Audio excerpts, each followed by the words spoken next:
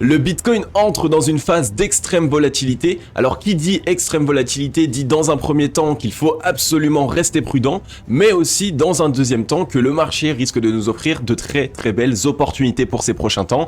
Alors restez bien dans cette émission si vous souhaitez savoir ce qu'il pourrait se passer sur le Bitcoin par la suite. On va aller voir ensemble aussi le crypto total, on va analyser le DeFi Perp et ensuite on va passer 3 altcoins, Ethereum, Solana ainsi que le CRO de Crypto.com. Alors si le menu vous plaît, restez bien jusqu'au bout de l'émission parce que c'est ce qu'on va aller voir tout de suite. Hello à toute la team Logique, ravi de vous retrouver dans cette nouvelle analyse du marché crypto-monnaie. On est aujourd'hui le mercredi 20 avril 2022 et il est 10h tout rond à l'heure à laquelle je tourne cette vidéo. Alors juste avant d'entamer les amis, je pense qu'il y a un petit point à faire. Vous l'avez vu ces derniers temps, je prends un petit peu plus de recul. Je fais moins d'émissions, je suis un petit peu moins présent. Simplement parce que aujourd'hui, j'ai cette nécessité de vous expliquer la raison pour laquelle ça me tourmente ces derniers temps et j'ai vraiment un temps de réflexion nécessaire pour pouvoir faire en sorte que les choses soient bonnes. C'est que la Team Logique, vous le savez, aujourd'hui, la chaîne YouTube se développe extrêmement bien. Vraiment, il y a tout qui va. On est 14 500 membres, on a fait ça en seulement 10 mois. Vous êtes chaud bouillant dans les likes, dans les commentaires, bref, il y a tout qui va. Donc ça, c'est nickel.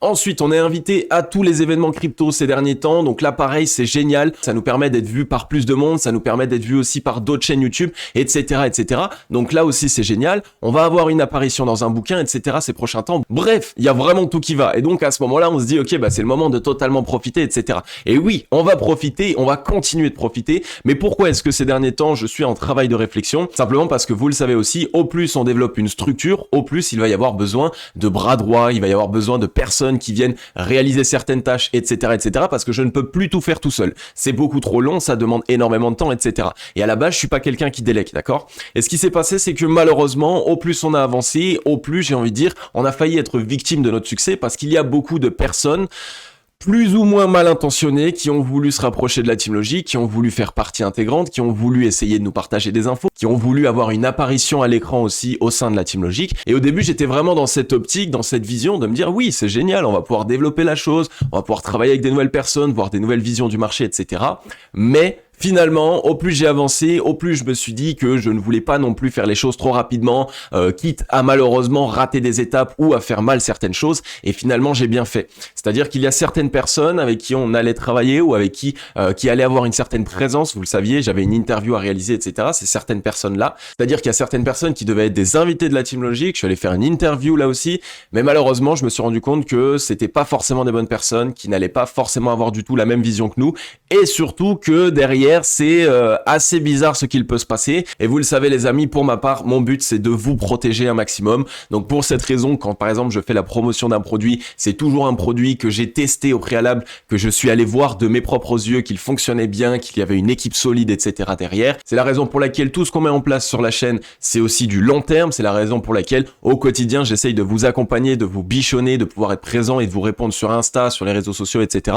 Lorsque vous avez des problèmes ou lorsqu'il y a des spammers, des personnes qui se font passer pour moi, qui essayent de vous contacter. Donc pour toutes ces raisons, j'essaye totalement de vous protéger et c'est pour ça que j'ai eu besoin de presque 2 semaines de réflexion ces derniers temps pour essayer de voir avec qui est-ce que je souhaitais collaborer, avec qui je ne souhaitais pas, mettre de côté toutes les personnes qui ont essayé de se rapprocher mais qui malheureusement je vois font des choses dans le dos, ne travaillent pas comme ils devraient le faire, n'ont pas la même vision que nous, etc., etc. Donc pour vous donner ce point-là, c'est surtout, donc pour que vous compreniez en gros ce qui se passe, c'est que la chaîne se développe extrêmement rapidement et qui dit se développe dit qu'on va aussi créer toute une structure autour, donc des personnes qui vont travailler pour nous, des personnes qui vont travailler avec nous, des personnes avec qui il va y avoir des collaborations, etc., etc. Mais j'ai envie de dire que ça va être assez compliqué de faire évoluer la chaîne alors que ces derniers temps j'ai eu beaucoup trop de boulot et donc ma tête de toute façon n'était pas assez libre, je ne pouvais pas réfléchir, je ne pouvais pas bien voir qui étaient les personnes bien intentionnées, qui étaient les personnes mal intentionnées, donc j'ai préféré freiner tout ça, calmer tout ça et faire en sorte que par la suite, quand j'aurais bien réussi à tout structurer, de relancer tout ça et de repartir du bon pied. Donc voilà les amis, en tout cas j'espère que vous l'aurez compris, vous le savez, vous l'aurez compris maintenant, c'est pour vous que j'ai fait ça, c'est pour vous mettre en sécurité parce que aujourd'hui, surtout sur internet, sur YouTube, etc., ça peut être un monde de rapaces, il y a beaucoup de personnes qui vont vouloir très rapidement venir là où ça fait du bruit, là où il y a un petit terme médiatique, etc. Et moi pour cette raison, j'ai vraiment envie de ne pas tomber dans le piège, j'ai envie de vous mettre en sécurité, j'ai envie qu'on fasse quelque chose ensemble sur le long terme, donc voilà. En tout cas les amis, si vous avez compris, n'hésitez pas à mettre un gros like et un gros commentaire. Si ça vous fait kiffer que j'essaye de vous mettre en sécurité, n'hésitez pas à me dire aussi ce que vous pensez de la situation dans les commentaires. Comment est-ce que vous aurez réagi? Est-ce que ma réaction est bonne? Est-ce que je ne vous manque pas trop étant donné que je suis un petit peu moins présent? Alors ne vous inquiétez pas, de toute façon je vais revenir avec de plus en plus de présence, mais mon but c'est de prendre du recul et par la même occasion aussi, je me suis rendu compte d'une chose et ça j'avais besoin de vous le dire, c'est que aujourd'hui, j'ai atteint la liberté financière, vous le savez, ça fait maintenant 2 ans, mais j'ai l'impression de ne absolument pas en avoir profité. J'ai l'impression d'avoir la liberté financière, mais de travailler encore même plus que je ne travaillais déjà avant pour pouvoir vous produire du YouTube, pour pouvoir vous produire du contenu, gérer les réseaux sociaux, les montages, les miniatures, etc. Bref, c'est beaucoup de travail. Et à la base, si j'ai atteint la liberté financière, c'est justement pour être libre. Donc comme vous l'aurez compris, j'ai besoin de réfléchir un petit peu, de prendre du temps pour moi et de prendre du temps aussi, du bon temps, pour pouvoir faire en sorte de ne pas faire d'erreurs. Parce que quand on se développe trop rapidement, on peut aussi très rapidement laisser entrer des mauvaises personnes, mettre en place de mauvaises choses dans la structure et ça peut totalement tout faire dégringoler. Et autant vous dire que 1 an de travail avec autant d'énergie, autant de temps qui ont été consacrés pour cette chaîne, j'ai vraiment pas envie de les détruire en une seule fois. Donc voilà les amis, en tout cas j'ai fait un petit point, je le fais assez rarement mais je pense que c'était nécessaire. On va pouvoir passer enfin sur le Scalpex Index, un crypto Fear and Greed dans la peur 27. Donc pour l'instant pareil, la psychologie du marché est toujours bonne, elle traduit que la majorité du marché pense qu'on va partir plus bas et que l'extrême minorité pense qu'on va partir plus haut et donc ça vous le savez généralement, au plus le marché est dans la peur et proche de l'extrême peur, au plus on a de chances de trouver un bottom, donc un point bas de marché. Un social index sur Up, un market order flow en recherche de vente cet après-midi, on a des murs d'achat qui s'empilent, j'ai vu tout à l'heure ici un mur de Binance aux 42 000, plus de 9 millions de dollars de position short qui avait été positionné, donc ça c'est tout simplement parce que nous sommes dans un range et donc que cet ordre sur Binance avait été placé directement pour essayer de dissuader les acheteurs de pousser le prix plus haut. Donc pour l'instant, on est toujours dans ce range avec une borne haute aux 41 506 dollars et une borne basse aux 39 193 dollars. Donc je voulais expliquer que dans cette zone-là, on va avoir une extrême volatilité parce qu'on est dans un creux de volume profile. Donc c'est une zone qui va être extrêmement travaillée, il va y avoir des acheteurs, il va y avoir des vendeurs. Donc beaucoup d'échanges vont se faire dans cette zone.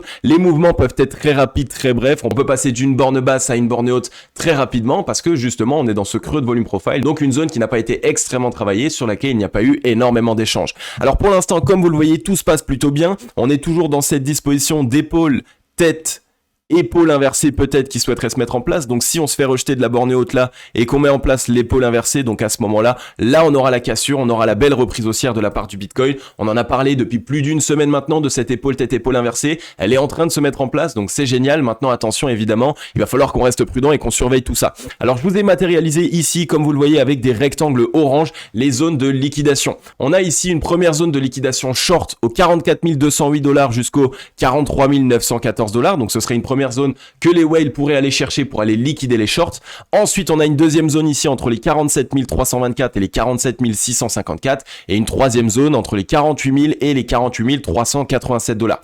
Donc, ce qui nous fait 3 zones de liquidation short à aller chercher au-dessus de notre tête et juste en dessous de nous, on a 2 zones de position longue à aller liquider entre les 37 721 et les 37 521 et ensuite la deuxième zone qui est entre les 37 220 et les 36 919 dollars puisque vous voyez ici, ça représente directement des mèches et des zones sur lesquelles ici les longues ont pu positionner leur stop loss. Donc on surveille bien tout ça. Si on regarde maintenant pour l'instant au vu de la disposition du marché, disons qu'il serait plus simple d'aller chercher ces liquidations-ci. Alors pour l'instant au vu de la disposition du marché, disons qu'il serait plus simple et que ça demanderait moins de force au whale d'aller récupérer d'abord les liquidités longues qui sont présentes à ce niveau-là, mais on a déjà bien liquidé les longues puisque ici sur la légère correction qu'on a connue là du 14 avril jusqu'au 18 avril, on est allé liquider, comme je vous l'ai noté ici, 218 millions de dollars de position longue. Et donc ça, généralement, sur un mouvement en plus pas très important avec une petite mèche et non pas un flash crash, ça montre qu'on a réussi à aller récupérer les liquidités longues, que on a tapé les personnes qui étaient trop euphoriques et qui ont essayé de rentrer en position à ce niveau-là.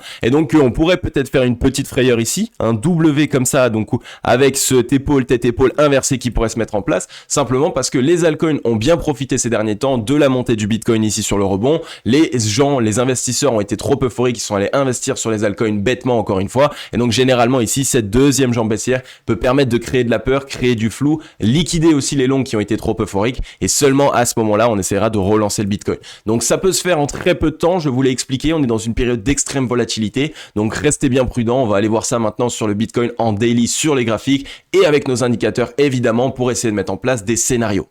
Alors juste avant la Team Logic, comme d'habitude vous le savez, je tiens à tous et toutes vous remercier pour tout ce que vous faites. On est 14 500 membres, ça fait vraiment super plaisir. Merci à toutes les personnes qui pensaient à mettre un gros like et un gros commentaire sur chacune des vidéos. Ça récompense totalement mon travail, ça me permet de voir vous aussi que vous kiffez le contenu et que vous kiffez le format au quotidien. Et donc ça permet évidemment d'évoluer la chaîne. Et surtout, le fait de s'abonner et d'activer la cloche, c'est pas simplement pour me faire plaisir, mais c'est surtout pour te permettre à toi d'accéder à une analyse du marché crypto-monnaie par jour, dans laquelle je t'explique ce qui se passe sur le marché des crypto-monnaies, je te mets en avant des news et des actualités et surtout ce que vous kiffez le plus, je vous analyse des altcoins, des projets qui sont dans de superbes dispositions pour réaliser les meilleurs profits possibles.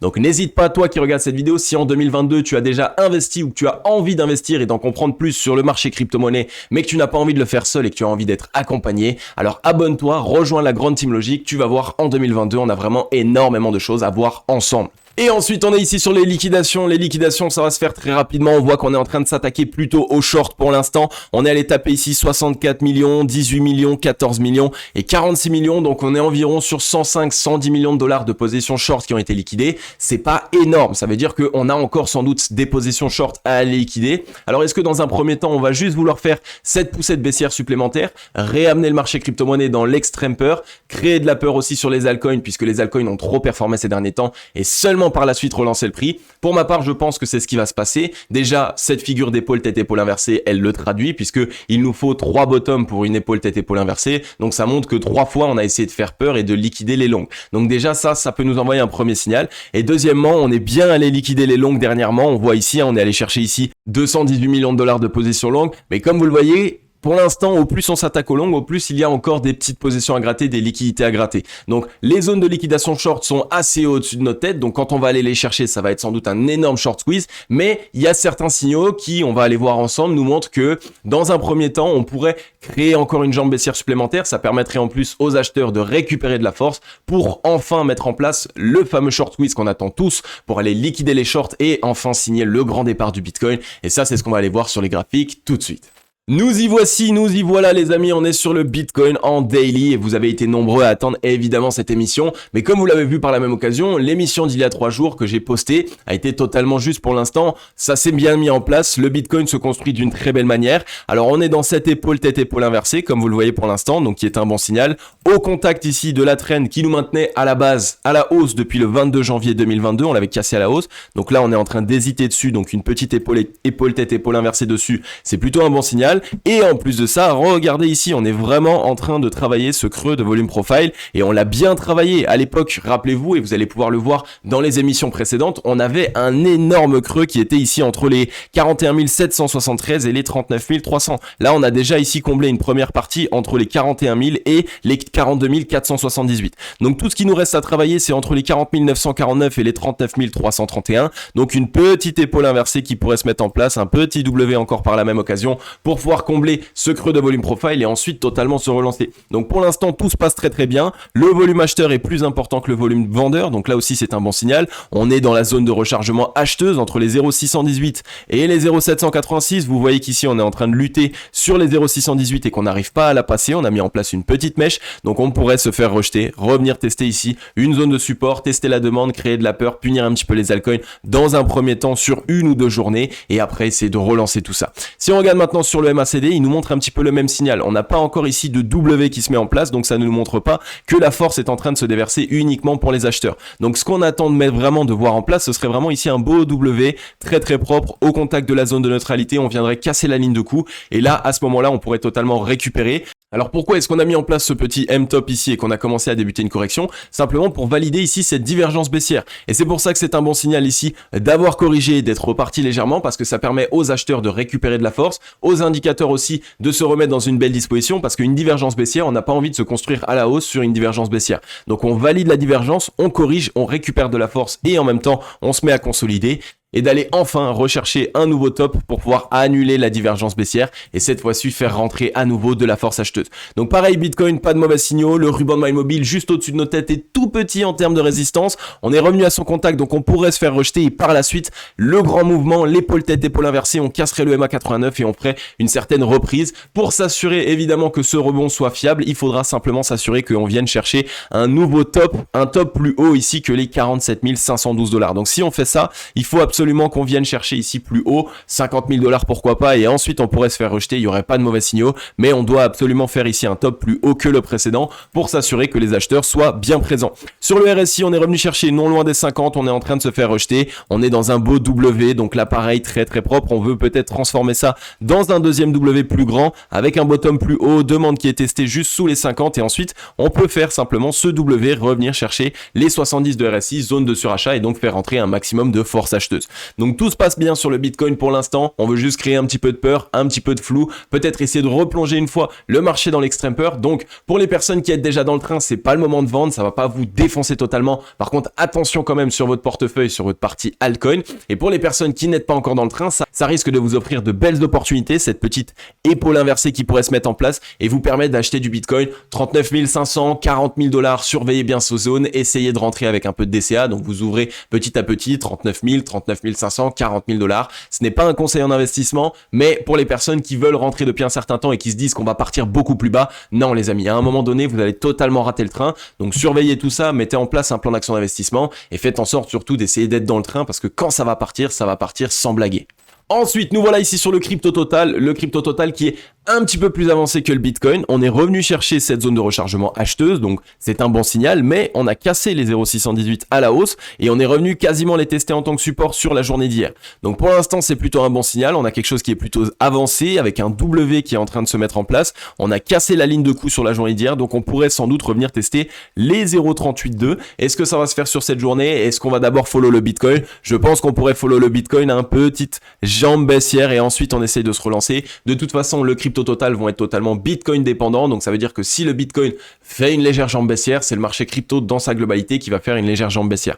Donc on surveille bien tout ça, mais en tout cas, le crypto total ne nous montre pas de mauvais signaux. On voit que la zone de rechargement acheteuse a été immédiatement absorbée par les acheteurs, donc les vendeurs ont essayé de la pénétrer et les acheteurs ont récupéré la main avec cette structure. Donc pour l'instant, les acheteurs sont bien présents sur le crypto total. Ça peut nous montrer vraiment de la force pour cette année 2022 et surtout, ça nous montre qu'on était bien parti à la hausse, qu'on a eu cette correction et que là, vraiment, la smart money a toujours cette envie ici d'accumuler des crypto-monnaies, du Bitcoin dès lors qu'on leur offre des belles opportunités et la zone de rechargement acheteuse daily, c'est évidemment une belle opportunité d'achat. Si on regarde sur le ruban, on est revenu le tester en tant que résistance, donc on pourrait se faire légèrement rejeter pour par la suite bien avoir un W qui est propre, qui est sain et casser ce ruban. Mais là pareil, sur le crypto total, le ruban est tout petit en termes de résistance, donc c'est une zone qui va être très facile à casser. C'est ce que je vous expliquais, c'est que les gens ont eu peur ici de cette correction, mais on a largement encore les acheteurs qui ont la main, on a un bottom plus haut que le précédent, et les acheteurs dans toute cette zone ici peuvent faire ce qu'ils veulent. C'est la smart money qui décide, les vendeurs n'ont plus réellement la main dans cette zone, donc pour l'instant, les acheteurs peuvent faire exactement ce qu'ils veulent. C'est pour cette raison qu'il faut rester prudent. On va avoir de l'extrême volatilité, on va chercher à nous faire peur. Si on regarde sur le MACD, pareil que sur le Bitcoin, on attend ce W qui se met en place. Pour l'instant, la force ne se déverse pas entièrement pour les acheteurs. Donc soit on continue cette consolidation et cette consolidation offre un W sur le MACD, soit on a cette nécessité de faire la jambe baissière supplémentaire pour mettre en place le W sur le MACD. Si on regarde sur le RSI, on est revenu encore plus proche des 50. On est en train de retester la demande. Pour l'instant, on a peut-être besoin de retester une fois de plus la demande acheteuse, donc voir si les acheteurs peuvent retester et tenir ce bottom plus haut que le précédent. Et si c'est le cas, on aura le W, cassure des 50 et une belle reprise de la part de la force acheteuse sur le crypto total. Donc là, pareil, en 2022, surveillez bien cette petite jambe baissière qui pourrait vous offrir la dernière opportunité sur le marché crypto-monnaie. Ensuite les amis, on est ici sur le DeFi Perp. Ça fait longtemps qu'on n'a pas passé cet indicateur, cet indice qui va nous permettre de savoir dans sa globalité si le secteur de la DeFi se construit d'une bonne manière, s'il y a ici une accumulation de la part de la smart money et donc évidemment si la DeFi pourrait réaliser de belles performances sur l'année 2022. Et pour l'instant, on est propre, on est revenu pareil dans cette zone de rechargement acheteuse. On a sauvé les 0,618, on est revenu les tester en tant que support sur le chandelier japonais de la journée d'hier. En plus de ça, on a eu ce petit double bottom qui s'est matérialisé. On a cassé la ligne de coup, on est revenu la tester quasiment en tant que support sur cette journée. Donc franchement, pour l'instant, le DeFi Perp est chaud bouillant. Ça peut nous montrer que sur les prochaines semaines, prochains mois, on risque d'avoir un secteur de la DeFi qui reprend enfin et qui nous remonte de quoi il est capable. Rappelez-vous, l'année dernière, on en avait beaucoup parlé du secteur de la DeFi. Il avait énormément corrigé, je vous avais dit, surveillez-le un maximum, il est dans une belle disposition. Et par la suite, on était allé faire plus de 90% de l'autre sur le secteur dans sa globalité. Donc évidemment, sur certains actifs, on avait fait 150, 170. Donc Donc vraiment les amis, surveillez le secteur de la DeFi,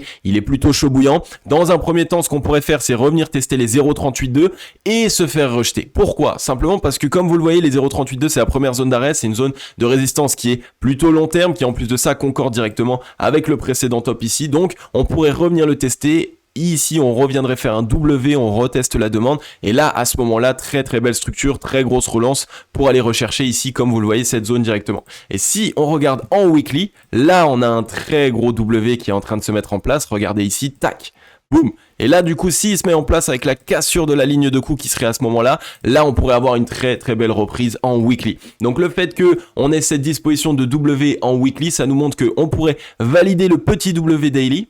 On se fait rejeter, on reteste la demande et ensuite on valide le gros W en weekly. Mais en tout cas, le secteur de la DeFi est vraiment chaud bouillant. On est revenu tester les 50. Comme vous le voyez, W sous les 50, on reteste les 50. Là, on peut se faire rejeter pour tester la demande. Mais dès lors qu'on aura récupéré les 50, ce sera ce beau W qui se valide. Et très très belle reprise de la force acheteuse. Donc surveillez bien le secteur de la DeFi. Là aussi, on voit qu'au niveau du MACD, la reprise est directe. Les acheteurs sont bien présents. On attend ici, comme je vous l'ai dit, cette petite structure de W pour vraiment s'assurer que la smart money souhaite pousser ici cette indice et donc permettre au secteur de la DeFi dans sa globalité de réaliser de belles performances. Mais en tout cas pour l'instant c'est très très propre. On voit au niveau du ruban tout petit pareil en termes de résistance. On pourrait recasser le MA89, on reviendrait la tester, pourquoi pas retester le ruban et ensuite on se relance. Mais bref, secteur de la DeFi très très chaud. Donc pour cette année 2022 les amis, surveillez bien ce secteur. Ensuite la team, on vient de parler du secteur de la DeFi, donc autant parler du papa du secteur de la DeFi qui est Ethereum. Ethereum extrêmement propre, qui nous montre vraiment de très bonnes choses, qui nous montre vraiment une certaine résilience par rapport au Bitcoin.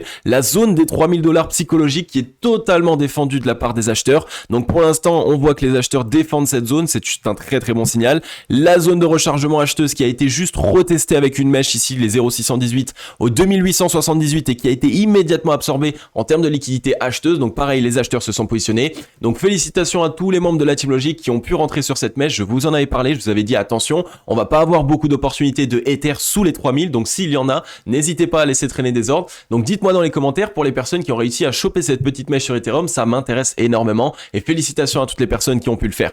On est du coup sur Ethereum, comme vous le voyez, on a pareil ici la zone des 0,382 qui nous bloque un petit peu, donc qui est directement ici sur les 3151. On est aussi dans cette petite disposition d'épaule, tête-épaule inversée sur les 3000 $. Donc là, je pense que Ethereum attend de voir ce que le Bitcoin fait. Si le Bitcoin nous met en place cette épaule, tête-épaule inversée, alors il va le faire. Et inversement, s'il repart immédiatement, récupération des 0,382, alors il risque de le faire par la même occasion. Si on regarde maintenant sur le RSI, on voit qu'on est revenu tester les 50, le petit W sous les 50, on veut retransformer un plus gros W, donc on reteste la demande. On pourrait avoir du coup cette légère retest des 3000 $ psychologiques. Mais attention, une fois qu'on aura retesté les 3000 $ psychologiques, on risque d'avoir immédiatement une décision. Donc soit les acheteurs, soit les vendeurs, mais ça risque d'être assez brusque et assez rapide. Donc surveillez bien tout ça sur Ether. On est dans le ruban, on est en train même de latéraliser dans le ruban.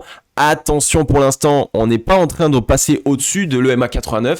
Donc, la clôture daily aujourd'hui va être assez intéressante. Si on clôture au-dessus des 3100, donc au-dessus de l'EMA89 aujourd'hui, c'est un très bon signal. On risque d'avoir la reprise sur Ether assez rapidement. Par contre, si on s'en fait rejeter, attention à cette légère épaule inversée qu'on pourrait mettre en place là encore pour pouvoir créer de la peur, créer du flou, etc., etc. Mais surtout qui nous offrirait de très belles opportunités. Donc surveillez bien tout ça. Ether en 2022, là encore, un actif à surveiller. Il nous a montré que le début. On voit que la force est totalement présente, qu'il est extrêmement résilient par rapport au Bitcoin. Donc typiquement le style d'actif, j'ai envie de dire, qu'on aime avoir en portefeuille.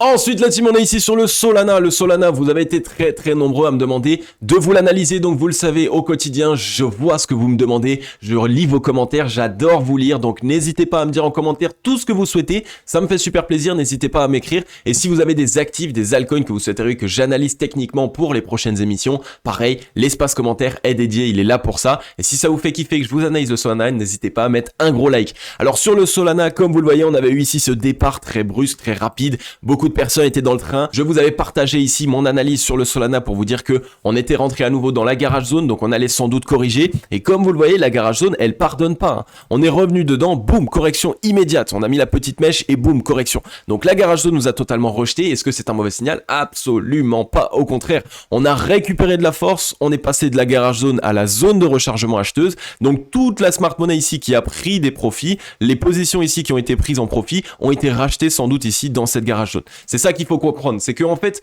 sur le marché, ce qui se passe, c'est que on va passer d'un extrême à une autre. On part du surachat des 70 de RSI par exemple pour revenir sous les 50. Donc c'est la zone de rechargement acheteuse. Et donc on passe de là à là. Et ce qui se passe, c'est que ici, il y a des profits qui sont pris, ici, il y a des positions qui sont prises. Et donc ça, c'est vraiment ce qu'il faut essayer de garder en tête. On a bien tenu les 0,618 avec ici un triple bottom qui pour l'instant s'est matérialisé. On a cassé la ligne de coup, on est sans doute en train de la retester sur cette journée. On a du volume acheteur qui est rentré sur le rebond. Donc pour l'instant, il y a tout qui va. La petite mèche qui a été immédiatement rachetée. Donc là, pareil, Solana extrêmement propre, zone de rechargement acheteuse. Donc ça offre encore une opportunité pour les personnes qui n'étaient pas encore rentrées sur Solana. On est en train de retester les 50 de RSI. Donc là encore, c'est extrêmement propre. W sous les 50, on revient chercher au-dessus des 50, on les reteste. Si on arrive à les tenir, si la demande est bien présente ici, alors c'est le W, retour dans les 70.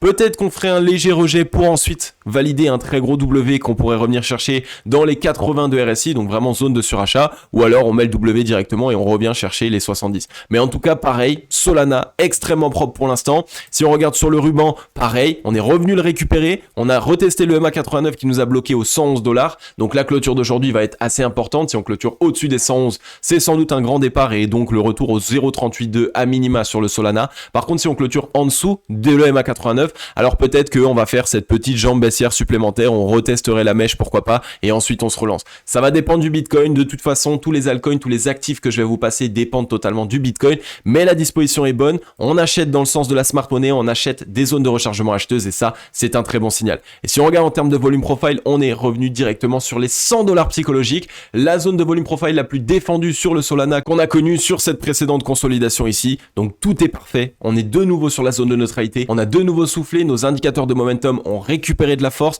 donc vraiment il y a tout qui va. Pour l'instant, pareil sur Solana, on attend peut-être le petit W qui se met en place puisque ce deuxième jambe baissière du momentum généralement peut être assez punitif, j'ai envie de dire, sur un actif, mais en tout cas, ça pourrait simplement faire quelque chose comme ça, et là, on reteste et boum, on repart. Donc Solana, pareil, mettez-le dans votre watchlist en 2022, on a bien corrigé, ce n'est que le début, et ce que je voulais vous montrer, c'est que vous le savez maintenant, lorsqu'on vient de réaliser un mouvement haussier et qu'on a corrigé, eh bien, on peut tracer sans doute la garage zone du prochain mouvement. Et la garage zone du prochain mouvement sur Solana, elle nous ramènerait ici entre les 185 $ et les 210 $, donc quasiment 100% de hausse à réaliser sur cet actif. On arriverait ici dans une zone de liquidation short, donc c'est totalement parfait, ça concorde exactement. Donc là, vraiment Solana, comme vous le voyez, on est aussi dans une zone de rechargement acheteuse long terme qui est juste ici. Donc il y a tout qu'il faut, on a bien corrigé, on a récupéré de la force, on a des bottoms qui sont en train de se mettre en place dans une belle disposition, on avait eu un beau rebond.